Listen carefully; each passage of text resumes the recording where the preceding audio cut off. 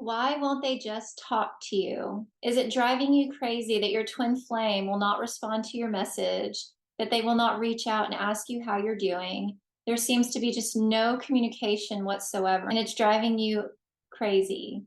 Welcome back. I'm Breann, a Master Certified Ascension Coach with Twin Flames Universe. Today, we're going to be discussing why your twin flame is not talking to you and how to resolve this in your union. And I completely understand. I've been there. I've done that. I've been in that space of my twin flame not communicating with me, not, contacting me, asking me how I was doing.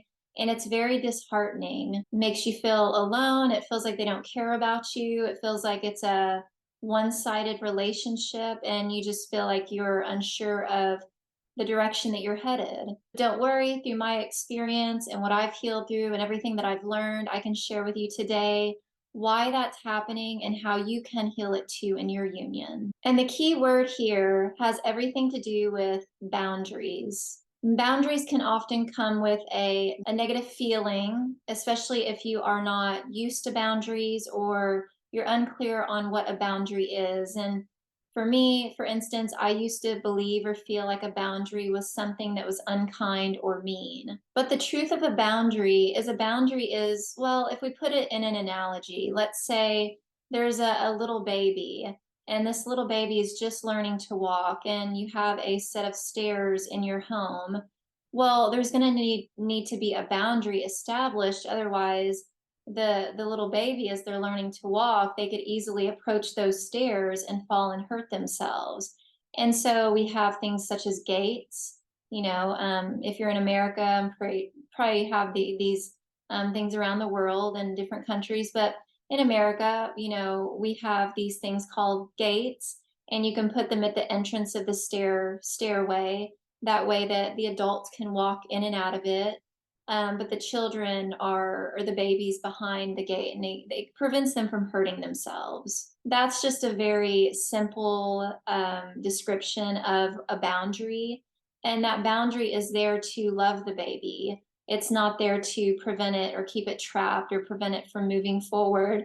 It's just there to love it because the baby is growing, and they don't understand that they could easily step off of those stairs and fall and hurt themselves. So bringing that back to your twin flame journey and what that's going to look like in your union. And so although that was a description of a physical boundary, we're talking about energetic boundaries. And the reason why my twin flame placed a boundary on me way in the beginning was because I was energetically being needy and wanting attention and wanting validation, trying to get things from my twin flame versus finding those things within myself. So when my twin flame placed a boundary, meaning that they quit talking to me, didn't seem to want anything to do with me, had no contact whatsoever, it left me feeling confused. But as I applied the teachings of union and applied the mirror exercise as taught by Twin Flames Universe, I quickly realized that that boundary was actually my twin flame loving me. They weren't doing something to hurt or harm me. They were putting up a gate, so to speak, to say, hey, you're learning and you're growing here, and what you're seeking, you're not going to get that from me. You're going to find that first within yourself. And because your twin flame is your divine mirror, when you first find that within yourself, you find that love, that attention, that validation, and you give that to yourself. You love yourself. You cultivate a beautiful relationship with who you are. Then because your twin flame is your mirror, they naturally reflect all of that love that you've been giving yourself back to you, and that boundary is removed. It's let go of. And you experience the physical oneness of your union. So boundaries are not a bad thing. They're actually a very beautiful thing. And when you see it for the truth of what's happening, is that your twin flame is actually loving you. They're just not loving you in the way that you think they should be loving you. But that is what we call divine, unconditional love. The love that you receive from your twin flame is not always going to come in the way that you think it's going to come, but it is going to happen. Your twin flame is always going to be loving you perfectly, and they are in this moment right now. Whether they're communicating physically to you or not, whatever they're doing energetically for you is loving you perfectly. And you're going to find that as you move into a union and harmonious union, when your twin flame puts a boundary up with you, energetically, when they're inviting you to love yourself where you're not loving yourself, you're going to be grateful for that rather than getting upset with them. You're going to feel deeply loved, and you're going to feel a sense of gratitude.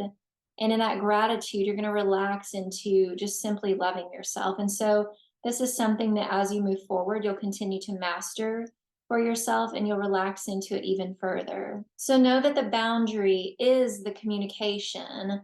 Your twin flame not talking to you right now, that is the communication that you're receiving from them. And that communication, in whatever form that it's coming in, is perfect for you. And you just need to reflect within your heart, apply the mirror exercise, love yourself, and that door, that energetic gateway, it does open up every single time. It will open up for you. All right. Thank you for watching, and I'll see you in the next video.